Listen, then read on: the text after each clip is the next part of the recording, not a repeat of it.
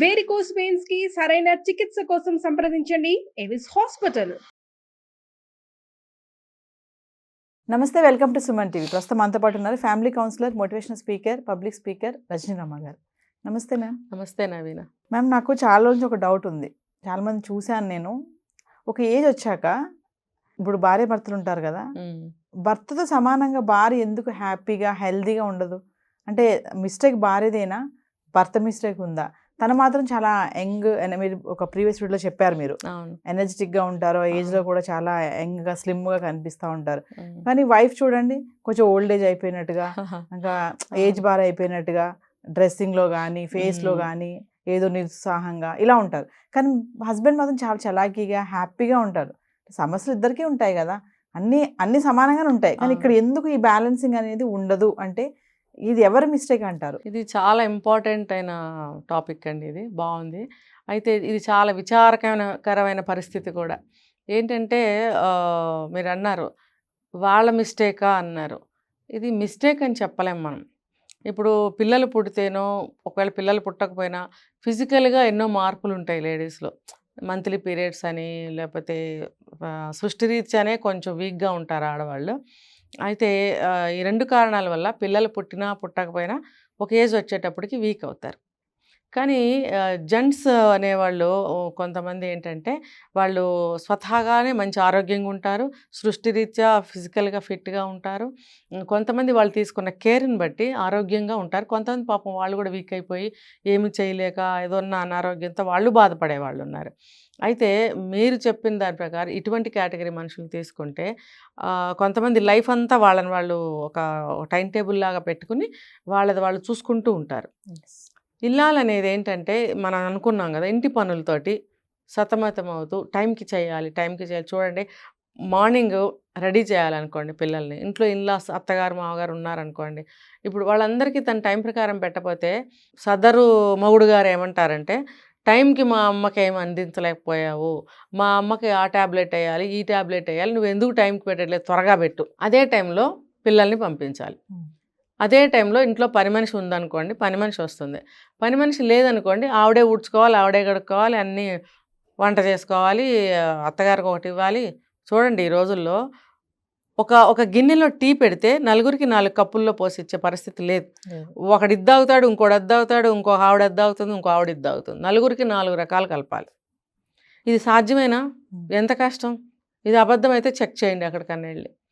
ఇప్పుడు మా అమ్మగారు ఒకటి తాగుతారు, నేను ఒకటి తాగుతాను, మా పిల్లలు ఒకటి తాగుతారు. అలా అయితే ఇంటి ఇల్లాలి పరిస్థితి ఏంటి? ఇలాగా ఆ ఒక్క పని దగ్గర ఎంత టైం అవుతుంది? మార్నింగ్ అనేది ఎంత టైట్, ఒక కురుక్షేత్రం లాగా ఉంటుంది ప్రతి ఇంట్లో. మార్నింగ్ పిల్లలు ఉన్న ఇంట్లో ముఖ్యంగా ఆ టైంలో వాకింగ్కి వెళ్ళగలదా, లేకపోతే జిమ్ములకి వెళ్ళగలదా, లేదా కనీసం ఏదైనా పొద్దున్న వేసుకోవాల్సిన ట్యాబ్లెట్ వేసుకోగలదా? మర్చిపోతుంది ఆవిడ. ఒకరోజు వేసుకుంటుంది, ఒకరోజు వేసుకోదు. ఒకరోజు గుర్తున్న ఓపిక లేక వేసుకోవచ్చులే, ఇంకో రోజు అబ్బాయి ఇప్పుడు వేసుకోకపోతే ఏమైందిలే, ఇలా అవాయిడ్ చేస్తూ ఉంటుంది. నేను చెప్పినట్టు అతనికి రోజు ఒక టైం టేబుల్ ఉంది, అతను చూసుకుంటున్నాడు అని అనుకున్నప్పుడు మానుకుంటాడా? పొద్దున్నే లేవగానే వెళ్తాడు వాకింగ్కో జిమ్కో వెళ్తాడు, ఆయన సర్కిల్ ఆయన చూసుకుంటాడు, వస్తాడు ఇంటికి రాగానే మళ్ళీ ఆయనకి కావాల్సింది ఏదైనా కాఫీయో టీయో పాలో అవన్నీ కలిపి ఇవ్వాల్సిందే. మరి ఆయన వచ్చి ఆయన కలుపుకుని తాగుతాడా? అది కూడా ఈవిడ అంటే ఏంటి, పని మనిషా? నువ్వు కూడా నువ్వు వచ్చి పాలు కలుపుకోరాదు? లేదు, అప్పుడప్పుడు కలుపుకుంటాడు. ఎవరైనా ఇంటికి చుట్టాలు వస్తారు, పని తగ్గుతుందా పెరుగుతుందా చెప్పండి? పెరుగుతుంది. అప్పుడు నువ్వేం చేయాలి? అప్పుడు కదా నువ్వు వచ్చి కలుపుకోవాలి. తప్పేముంది? అది చూసి ఆ వచ్చినోడు కూడా నేర్చుకుంటాడు కదా, వాడి పెళ్ళాం కూడా సుఖపడుతుంది కదా. చుట్టాలు వచ్చారని చెప్పి నువ్వు గెస్ట్ అయిపోతావేంటి? నువ్వు వాళ్ళతో పాటు నువ్వు గెస్ట్ అయిపోతే, ఇప్పుడు ఒక ఏజ్ ఉన్నారు కదా మీరు, పెద్ద ఏజ్, ఆవిడకి ఎన్ని నొప్పులు ఉంటాయి బాడీలో. సయాటికా పెయిన్స్ ఇవాళ రోజున అందరికీ ఏడిపిస్తున్నాయి. నుంచుంటే ఆ కాలు పని చేయదు, మడమలు కింద మడమలు ఎంతమందికి 100లో ఒక 70% 60% నొప్పులతో బాధపడుతూనే ఉన్నారు. కొంతమంది వెన్నుపూస ప్రాబ్లం, కొంతమందికి జాయింట్ పెయిన్స్, రకరకాల, కొంతమందికి మైగ్రెయిన్ పెయిన్స్ ఉంటాయి పొద్దునే. ఇన్ని బాధలు ఒంట్లో పెట్టుకుని ఆ వచ్చిన గెస్ట్లకి చూస్తూ నువ్వు అంతకంటే పెద్ద గెస్ట్ అయిపోతావు. మరి మీ అందరికీ నేను అందించాలి. పోనీ కలుపుతుందయ్యా పొయ్యి దగ్గర, అన్నీ ఒక ప్లేట్లో పెడితే నువ్వు వచ్చి తీసుకెళ్తావయ్యా? ఎప్పుడు తీసుకెళ్తావు? ఏమండి ఒకసారి రండి, 4 సార్లు పిలిస్తే కానీ నువ్వు రావు, మళ్ళీ నిన్ను ఏమండి అనాలి. నువ్వు ఏమండి అని పిలిచినా రావు, ఇంకోటి చేసినా రావు. అప్పుడు ఏం చేయాలి? కర్మ, సెల్ ఫోన్ చేసి పిలవాలి. మళ్ళీ ఈయన అక్కడికి వెళ్ళి ఏదన్నా వస్తున్నాను ఏంటి అరుస్తావు, అక్కడ కూడా అవమానమే. అవమానం ఎక్కడ పొందాలో అని చెప్పి ఈవిడ ఫోన్ చేస్తుంది ఇంట్లో ఉండి, ఎత్తితే రా అని చెప్తుంది. ఎత్తకుండా నొక్కేశాడు అనుకోండి, అప్పుడు కూడా నువ్వు రమ్మనే కదా అర్థము, రాడు. ఈ కలిపిన పాలు కాఫీలు ఏవైతే ఉన్నాయో చల్లారిపోతుంటాయి అనమాట. అంటే అండర్స్టాండింగ్ లేదు నీకు ఇక్కడ, ఒక కోఆపరేషన్ లేదు కొంపలో. లేనప్పుడు ఆవిడ ఎంత కష్టపడాలి, ఎన్నిసార్లు, ఎన్ని సందర్భాల్లో ఎన్ని రకాలుగా కష్టపడాలి. నువ్వు వెళ్ళొచ్చావు, నువ్వు జిమ్కి వెళ్ళి వస్తావు, ఫ్రెండ్స్తో తిరిగి వస్తావు, వీలైతే బయట ఒక కప్పు టీ కూడా తాగేసి వస్తావు, నీకు వీలైనవి చేసుకుని హాయిగా ప్రశాంతంగా వస్తావు. నీ మైండ్ ఎంత రిలాక్స్ అవుతుంది, నీకు ఎంత డోపమైన్ ఎంత రిలీజ్ అవుతుంది అక్కడ. కానీ ఈవిడికి డోపమైన్ ఎంత శాతంలో పడిపోతుంది. అంటే మేడం ఒక విషయం చెప్పండి, ఇప్పుడు జెంట్స్ ఇలా వెళ్తున్నారు, జిమ్కి వెళ్తారు, వాళ్ళ బాడీ ఫిట్నెస్ చూసుకుంటారు, అంటే వీళ్ళని చూడట్లేదా వాళ్ళు, లేకపోతే వీళ్ళే దాన్ని మిస్టేక్గా తీసుకుంటున్నారా? కావాలని వీళ్ళు అంటే మహిళలు లేడా, మనమే కుదరటం లేదని కదా నేను ఇప్పుడు చెప్తున్నాను. కుదరటం లేదు. ఎవరికి కుదురుతుంది అంటే కొత్తగా పెళ్ళైన జంటకు కుదురుతుంది. బాగా ముసలాళ్ళు అయ్యి ఇద్దరే ఉండి బోరు కొట్టి తోచగా ఊరికే 4 అడుగులు వేద్దామని వచ్చే ముసలాళ్ళకి ఏమైనా కుదురుతుంది? ఎందుకు మేము కూడా రమ్మంటున్నాం వాళ్ళని, మాతో పాటు వాకింగ్ రండి రమ్మంటావు నువ్వు, రమ్మంటున్నావు నువ్వు, నీకు అక్కడ అవకాశం ఏది? నువ్వు రమ్మంటున్నావు, ఎందుకంటున్నావు? నీకు నేను తప్పు పట్టకుండా, నీ మీద తప్పు రాకుండా రావాయి నువ్వు కూడా రా అంటావు, కంటి తుడుపుగా అంటావు. వచ్చే అంత పరిస్థితి నువ్వు కల్పించగలుగుతున్నావు. ఇప్పుడు నేను అదే చెప్తున్నా, వచ్చిన గెస్టులతో పాటు నువ్వు గెస్ట్ అయి కూర్చుంటావు, పిలిచినా రావు, ఫోన్ చేసినా రావు. అట్లీస్ట్ వచ్చి నువ్వు తీసుకెళ్తేనన్నా నాకు ఒకసారి తిరిగింది తప్పుతుంది, ఒక చిన్న టైం మిగులుతుంది కదా. ఈ లోపల ఏ పోయి తాలింపు వేసుకుంటాను నేను, ఏ పచ్చడి తాలింపు వేసుకుంటాను నేను. నాకు ఆ అవకాశం కూడా నువ్వు ఇవ్వట్లేదు కదా. నేను జిమ్ దాకా ఎక్కడికి పోతాను? అట్లీస్ట్ వాకింగ్ వరకైనా నేను ఎలా వెళ్తాను? నేను వెళ్ళలేను. ఎందుకంటే నేను మాత్రమే కమిట్ అయి ఉంటున్నాను, నేను మాత్రమే బాధ్యతాయుతంగా ఉంటున్నాను అనేదానికి ఇది సాక్ష్యం. మరి నువ్వెక్కడ బాధ్యతగా ఉన్నావు? నిన్ను నువ్వు చూసుకుంటున్నావు, నువ్వు నన్ను ఎక్కడ చూస్తున్నావు? నేనేమన్నా అనుకుంటానేమో, ఒకవేళ కంటి తుడుపుగా అందాము అని చెప్పి నువ్వు అంటావు, అదేం వర్కౌట్ అవ్వదు. నువ్వేం చేయాలి? అది అక్కడ పడేయి, రా నాతో అని చేపట్టుకుని తీసుకెళ్ళగలగాలి. గెస్ట్లు వచ్చినప్పుడు నువ్వు కూడా వచ్చి కాఫీ గ్లాసులు పట్టుకెళ్ళగలగాలి. ఇంకా చెప్పాలంటే నువ్వు కాఫీ కలిపి ఇవ్వు, ఏమవుతుంది? నువ్వు 60 ఏళ్ళు బతికావు, 50 ఏళ్ళు బతికావు, నీకు కాఫీ కలపడం రాదా? రాకపోతే నేర్చుకో, కాఫీ కలపడం నేర్చుకో, భార్యకి ఆ మాత్రం సాయం చెయ్యి. నీకేమో కాళ్ళు గడుగుని ఎత్తిన పోసుకో, స్నానం చేయించి బట్టలు కట్టి అనట్లేదు కదా. మరి ఈ చిన్న నువ్వు చేయలేవా? ఫర్ ఎగ్జాంపుల్, నువ్వు ఒక చపాతీ కాలుస్తుంటే నువ్వు చేసామనుకోండి, తను కాల్చొచ్చు కదా. పోనీ వచ్చిన చుట్టాలు మంచివాళ్ళు అనుకో, వాళ్ళు సాయం చేస్తారు, పోనీ వదిలేద్దాం. రొటీన్లో అయినా మనకి ఎన్ని పనులు ఉంటాయి? ఈవినింగ్ ఉంటాయి, మధ్యాహ్నం ఉంటాయి, సాయంత్రం ఉంటాయి. అన్ని పనులు ఉన్నప్పుడు నువ్వు ఒక్కడే కూర్చుంటావు, సెల్ ఫోన్ వేసుకుని కూర్చుంటావు. కాలు వస్తే వెళ్తావు, లేకపోతే కూర్చుంటావు, అన్ని తెప్పించుకుంటావు. 10 సార్లు పిలిస్తే ఈ కంప్లైంట్ ఎంతమంది దగ్గర విన్నానండి నేను.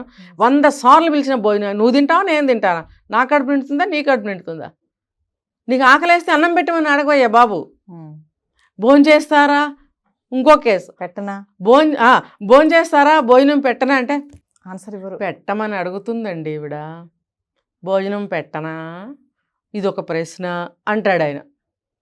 అదే నువ్వు తింటావో చస్తావో కాసేపు ఆగమంటావు, గబా వడ్డించేస్తే ఎందుకు వడ్డించావు, నీకు అంత ఇది లేదా, నేను కుక్కనా, పడేస్తావా, ఈ మాటలు అంటావా నువ్వు? నీకెంత రెస్పెక్ట్ చేయాలి? మరి భార్య ఆరోగ్యం పట్ల నువ్వు ఎంత చూస్తున్నావు? భార్యకి జ్వరం వస్తే నువ్వు హాస్పిటల్కి తీసుకెళ్ళని పెద్ద మగవాళ్ళు ఉన్నారు. భార్యకి బాగోపోతే నువ్వు ఫైనాన్షియల్గా ప్రాబ్లం అవుతుంటే మరి నీ హెల్త్ నువ్వు బాగానే డాక్టర్కి చూపించుకుంటున్నావుగా. నీకు ఏదైనా బాగోపోతే వెంటనే వెళ్ళి డాక్టర్ దగ్గరికి వెళ్ళి మందులు తీసుకుంటావు, మంచిగా ట్రీట్మెంట్స్ తీసుకుంటావు, నువ్వు క్యూర్ అయిపోతావు 1-2 డేస్లో. ఆమె సంవత్సరాల కొద్దీ నువ్వు ఆరోగ్యంతో బాధపడుతుంటే, అనారోగ్యంతో, ఆమెకి నువ్వు చూపించవు. పైగా నువ్వు అన్నం పెట్టనా అని అడుగుతావా అని అంటాడు. నువ్వు వచ్చి అన్నం పెట్టని అడిగేవాక అసలు అన్నం పెట్టకూడదు. అంతేగా, నీకు ఆకలేస్తుంది తొందరగా అన్నం పెట్టని అడుగుతావు నువ్వు. అసలు అడగాలి, అదే కరెక్ట్. నీకు ఆకలి ఉందో లేదో నాకు తెలియదు. ఒకరోజు తినేసి వచ్చానంటాడు, వండినన్నం బారేయాలి. ఒకరోజేమో కూర సరిపోలేదంటాడు, ఒకరోజేమో ఎక్కువైందంటాడు, ఒకరోజు పాడు చేసావు, వేస్ట్ చేసావు అంటాడు. ఇలా ఏంటి హింస ఏంటి మాకు? నువ్వేమో నీ పాటికి నువ్వు బాగా చూసుకుంటావు, నీ ఆరోగ్యం చూసుకుంటావు, నీ జిమ్ములు చూసుకుంటావు, బయట సర్కిల్ చూసుకుంటావు. మరి నా పరిస్థితి ఏంటి? ఈవిడ పరిస్థితి ఇంట్లో. ఇవన్నీ చెప్పుకోవడానికి సిల్లీగా ఉంటాయండి. ప్రతి ఇంట్లో ఈ విషయాల మీద చాలా చాలా జరుగుతున్నాయి. నువ్వు నీతో పాటు భార్యని కూడా కేర్ చెయ్యి. నువ్వు మందు వేసుకుంటే వేసుకున్నావని గుర్తు చెయ్యి. వీలైతే కొన్ని తీసి పెట్టి ఇవ్వు ఆ ట్యాబ్లెట్ కూడా. లేదు నేను వాకింగ్కి వెళ్తున్నాను, రా నువ్వు కూడా అంటే, రాలేనండి పని ఉందంటే, కాదు పడేసిరా, ఒక 5 నిమిషాలు నడిచి వెనక్కిరా, నేను కొంచెం సేపు నడిచి వస్తా అట్లీస్ట్ అని నువ్వు అంటావు. అసలు ఎవరు అన్నారు? అన్న మగవాడిని నేను చూడలేదు ఇంతవరకు. అయితే ఒక విషయం చెప్పండి మేడం, ఇప్పుడు మనము ఒక ఏజ్ తర్వాత హస్బెండ్తో సమానంగా మనం కూడా హ్యాపీగా హెల్దీగా, సరే ఎక్కువ హెల్దీ వద్దులేండి, కొంచెం మరీ అంత ఫిట్నెస్ వద్దు మనకి, ఉండాలి అంటే మనం ఏం చేయాలంటే ఏం చెప్తారు మీరు? మహిళలు ఏం చేయాలి? అదే సెల్ఫ్ రెస్పెక్ట్ అండి. సెల్ఫ్ రెస్పెక్ట్, సెల్ఫ్ లవింగ్ కావాలి. అట్లీస్ట్ సెల్ఫ్ కేరింగ్ అంట పోనీ, ఇవన్నీ పక్కన పెడదాం. ఇప్పుడు మనం చనిపోయే వరకు కూడా చెప్తారు, భగవద్గీతలో కూడా శ్లోకం ఉంది, మనము అనాయాసంగా సునాయాసంగా మనం ఈజీగా చనిపోయే వరం ఇవ్వమని కోరుకుంటూ ఉండాలంట ప్రతిరోజు. దానికి ఒక పద్యం కూడా ఉంది, అది ప్రతిరోజు నిత్యం చదవాలంట. అది చదివితే మనకి ఎటువంటి అనారోగ్యము మంచాన పడకుండా పోతామని ఒక నమ్మకం. మరి అది కోరుకోవాలి ప్రతి ఒక్కళ్ళు. అది అలా జరగాలి అని అంటే మినిమంలో మినిమమ్ మన బాడీని మనం చూసుకోవాలి. కాస్త నడవటము, కనీసం నడవటము, జిమ్ములు చేయలేకపోవచ్చు, జిమ్ అందుబాటులో ఉండకపోవచ్చు. జిమ్ములు అనేవి ఇప్పుడు వచ్చినాయి, పాతకాలంలో అవన్నీ లేవు. ఇంట్లో అన్ని పనులు చేసుకుంటూ అదే ఒక ఎక్సర్సైజ్గా ఉండేది. ఇప్పుడు అలాంటివి కూడా కొన్ని తగ్గాయి, అన్ని మిషన్లు, మిక్సీలు అవి వచ్చాయి, ఏదో ఈజీగా అయిపోతున్నాయి. బాడీకి ఎక్సర్సైజ్ ఉండట్లేదు, మూమెంట్స్ ఉండట్లేదు. తిన్నది మధ్యాహ్నం 1 గంటకి తింటే రాత్రి 7 గంటల వరకు కూడా గొంతులోనే ఉంటుంది, జనానికి అరగదు. ఈ లోపల ఏమైనా తినాలనిపిస్తే మళ్ళీ తింటారు. అలాంటివన్నీ కాకుండా మంచి డైట్ తీసుకోవాలి. ఏంటంటే బ్యాలెన్స్డ్ డైట్ తీసుకోవాలి. పోనీ బ్యాలెన్స్డ్ డైట్ కాకపోయినా జాగ్రత్తగా తీసుకోండి. ఇష్టం వచ్చినట్టు ఇంతంత అన్నాలు పెట్టేసుకొని, బాగుందని ఇంత ఊరగాయ పచ్చడి వేసుకొని, బాగుందని ఇంత చికెన్ కూర వేసుకొని అలా తినకూడదు. మీరు ఎక్కువ ప్రోటీన్ ఉండేటట్టు చూసుకోండి, రైస్ తగ్గించుకోండి, ఎక్కువ ఫైబర్ తినండి. దానివల్ల మీకు ఏంటంటే శక్తి వస్తుంది, మీకు ఆరోగ్యం బాగుంటుంది, బాడీ కూడా ఫిట్గా ఉంటుంది. కాస్తంత నడవండి, కాస్తంత మీకు ఇష్టమైన పని చేసుకోండి. పని అంటే పని కాదు, పని అంటే చదవటమా, పాటలు వినడమా, పాటలు పాడుకోవడమా, పక్కింటి వాళ్ళతో కానీ ఎవరితో మాట్లాడటమా, ఏదీ లేదండి. 4 అడుగులు నడవటానికి వెళ్తాం, ఎవరన్నా కనిపిస్తారు, ఒక చిరునవ్వు నవ్వండి, వాళ్ళు నవ్వుతారు. ఎక్కడుంటారండి అని పలకరించండి. ఆటోమేటిక్గా కలిసే వాకింగ్ చేస్తుంటారు. ఆ 10 నిమిషాలు, అరగంట, 4 మాటలు మాట్లాడుకున్న మైండ్ చాలా రిలాక్స్ అవుతుంది. ఆటోమేటిక్గా మనకు తెలియకుండా నడవలేకపోయినా ఇంకో 2 అడుగులు ఎక్కువ నడుస్తాం. ఒక ½ అన్ అవర్ నడిచారనుకోండి, ఆ బాడీ తేలిగ్గా ఉంటుంది, కొంచెం ఆకలేస్తుంది, సంతోషంగా ఉంటుంది, కొత్త పరిచయాలు ఉంటాయి. అలా మనల్ని మనం సంస్కరించుకొని మనల్ని మనం హ్యాపీగా పెట్టుకోవాలి. ఎప్పుడు ఎవరు రారండి, ఎవరో వస్తారు ఏదో చేస్తారని ఎప్పుడు చూడకూడదు.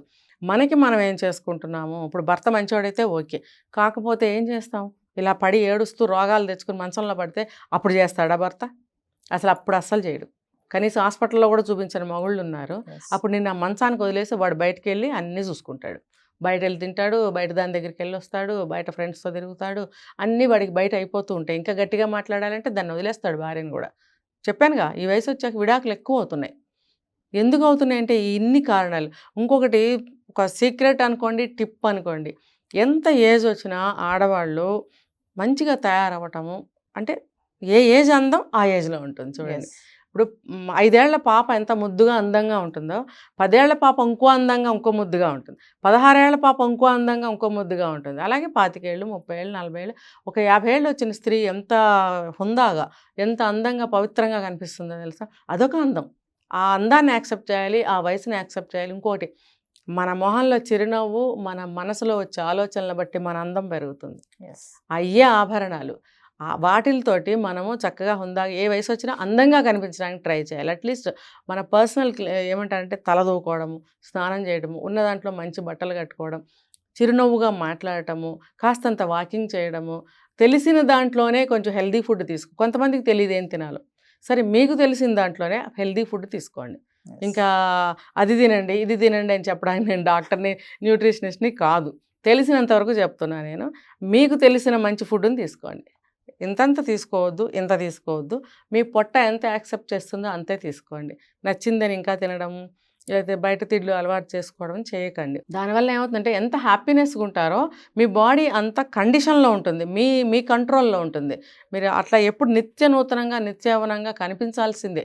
లేకపోతే మనం ఒక తుప్పు పట్టిన వస్తువులు, పనికిరాని వస్తువుల్లాగా ఫీల్ అవుతారు వాళ్ళు.